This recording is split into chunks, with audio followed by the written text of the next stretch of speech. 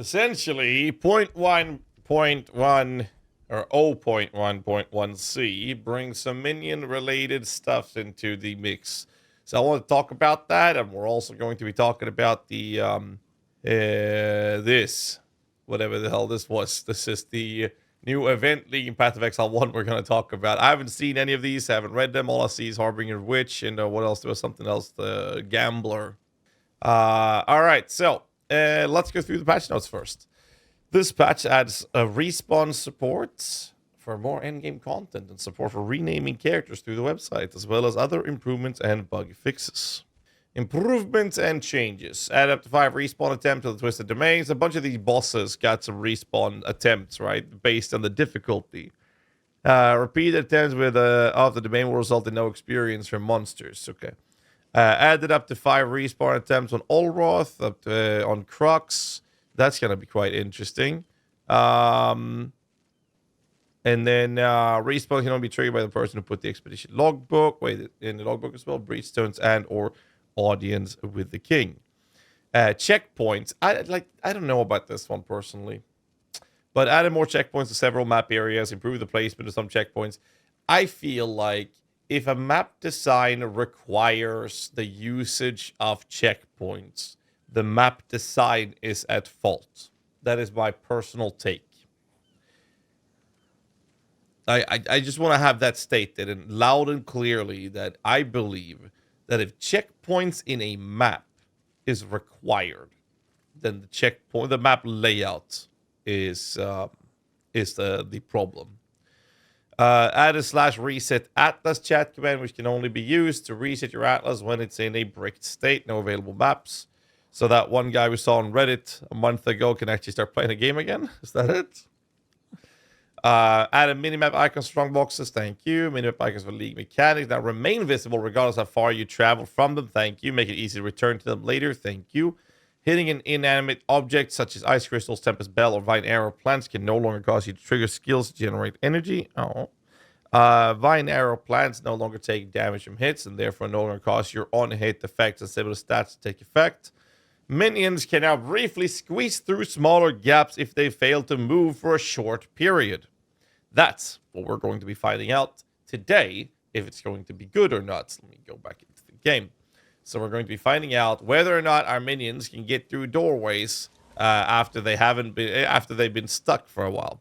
And we can test this quite easily by taking, let's do a shit map. How about we grab a tier 2, whatever. And basically what I would like to do is I would like to find a crypt, for example. That's perfect. There's a crypt right there. Let's find out if how this will feel. I have some concerns about this, and I hope it's not going to be too bad. We're going to find a doorway that they're going to get stuck on. That's the plan.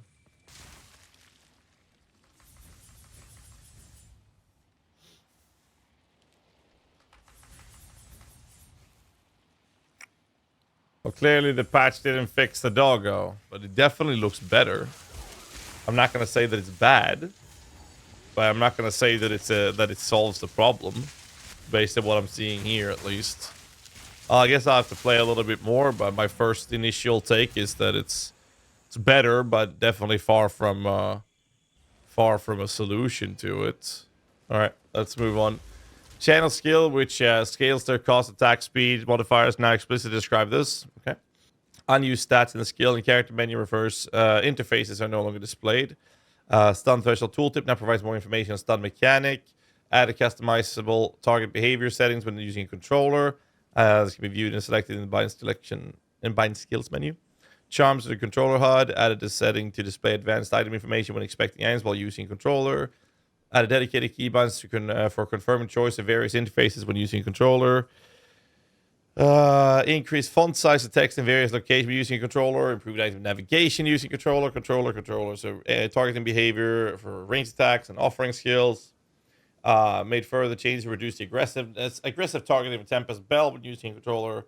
Reverted the change from 0.1.1 patch that allowed you to pick up items and interact with them objects while performing other actions due to issues that you introduced. You can now change the name of your Path of Exile 2 characters, yada yada. Enable the following existing cosmetic microtransactions. A bunch of map devices got in here. Evertree got in here. Ooh. release. Continue to incrementally improve sound and effect and arts, yada yada. And then there's a bunch of bug fixes that we don't have to go through. The 24H2 patch, actually I have this. Some fixes to that specific crash issue. All right, so I mean the biggest one for us minion players obviously is the body blocking thing, but I'm not sure how we're working on that. I don't know. I'll have to play it. That's all I can say. I have to test it. My initial take, based on what we saw right here, and you know when I read it the first time, there's two major things. One, okay, it seems like the body blocking is a improvement. It's definitely an improvement, but it felt a bit wonky. So I'm not sure. Like I don't think it's going to be like a solution to it, but definitely an improvement. And the other part is the whole checkpoints in maps. Like again, I will repeat myself. If a map requires more checkpoints, then the issue is not the lack of checkpoints. The problem is the layout of the maps. That is always going to be, my opinion, it is. Because if you clear a map and you're like, oh, I missed a rare that I have to do to succeed this, I don't want to feel like, oh, I have to run to a checkpoint, to teleport back to something, to a place I've already been, to go to that area that I might have missed, or that mob that I didn't kill because I missed it because it went underground or something. It just feels bad. That's my current take on the checkpoint map system. We're going to talk about the Legacy of Freshia event. This is the 3.26, well, rather 3.25.5 or something. This is going to be like the mini event in PoE 1 before we get the actual league. They talked about doing something crazy, like letting classes ascend to become a Harbinger, which is really cool. So they say here that they've announced our plans for Path of Exile 1 event a couple of days ago. We've been working on implementing all ideas we got for new ascendancies. The event has also received an official name, like a Legacy of Freshia, to commemorate the great Emperor and inspiration he gave us. Over the next few days, we'll be showcasing all the ascendancy classes we came up with, but as a start, take a look at the Harbinger Witch and Gambler Duelist. Please note that these are still in work in progress and might be adjusted closer to the start of the event. Become a Harbinger, manipulating the balance of the reality itself. The Harbinger specializes in Timatic, as well as summoning Harbinger allies from the home world to assist you in combat. As a bonus, you'll get to fly and be blue. Fantastic. Okay, so I can't read these mods, but the first one here is mana energy shield recovery rate, the mana recovery grants summon greater Harbinger of the Arcane, and I don't know what this one does, but I do know that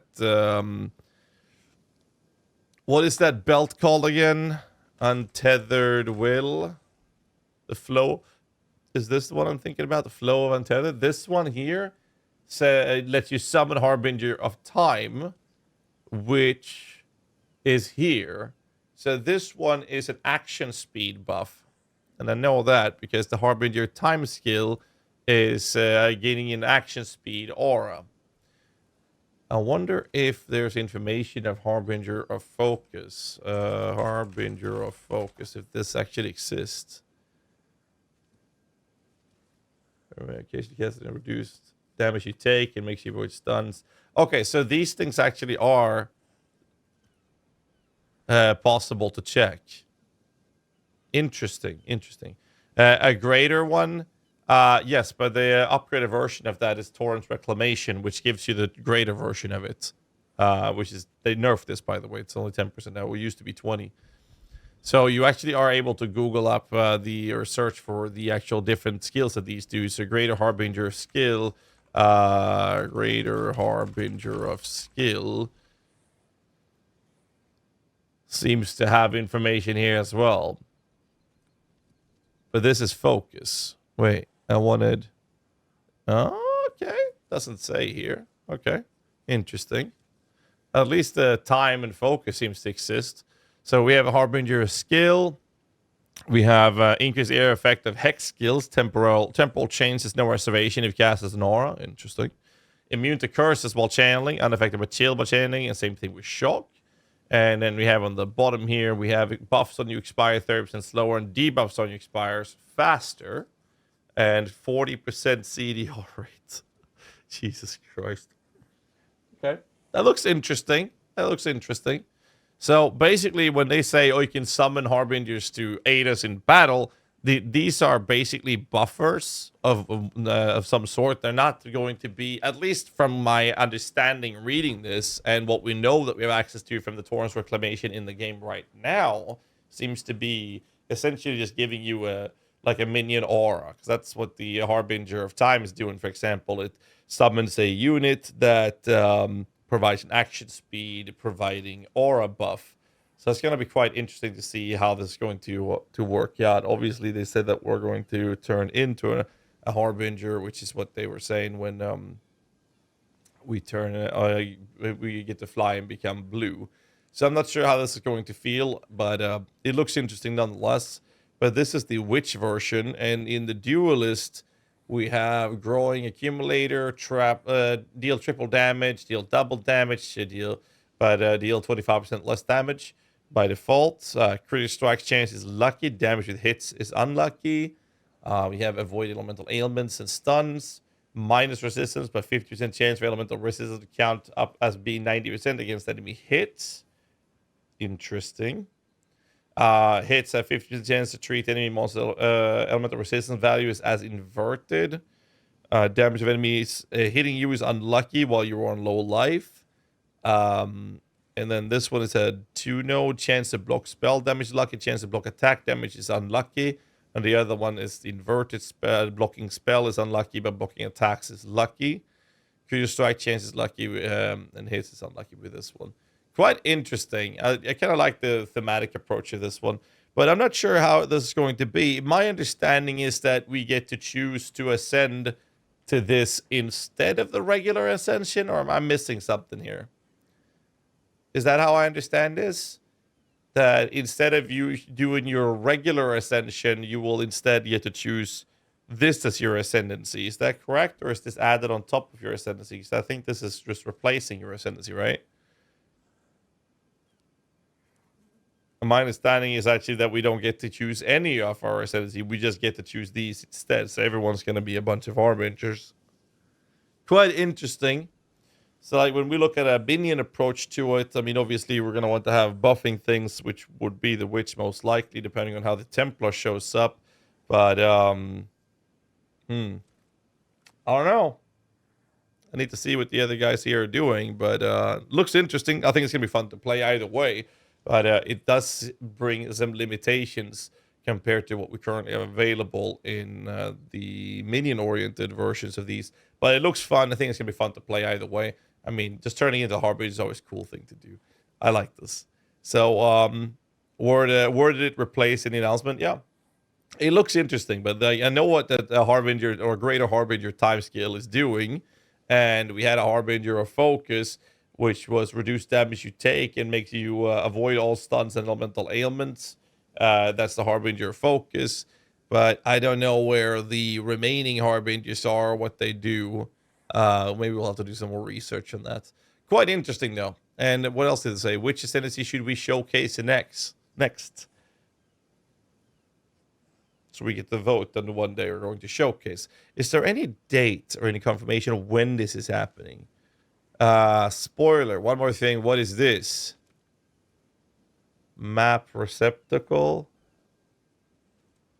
Huh? Oh! So we get to pre-roll maps and shove maps into a little map window that we then use instead? Is that it? Oh! Oh, this has been asked about for so long. Unless it's like you shove in different map bonus stuffs in here. Relics, maybe. This is something that we've been asking for a lot. We'll see. This could be quite interesting. I want to see more information about this. All right, let me know in the comments below what you guys think of this. It does look interesting, for sure. I think it's going to be fun no matter what. But we'll see just how much fun. Something that I'm curious about is to see how many people are going to play Path of Exile 1 that has not played it before or tried it a long time ago and then stopped because it was too much or too complex. But now that people play PoE 2 and start to understand how PoE 2 works, it'll be easier to understand PoE 1 for those players. So it's actually going to be very fun to see what kind of traffic or generated play style, player base count we're going to see in PoE 1 as a result of this. Anyways, hit me up in the comments below what you guys think of these events and the patch, and I'll see you guys in the next one. Don't forget to hit the like button, subscribe for more content. Until next time, as always, stay safe, keep rocking.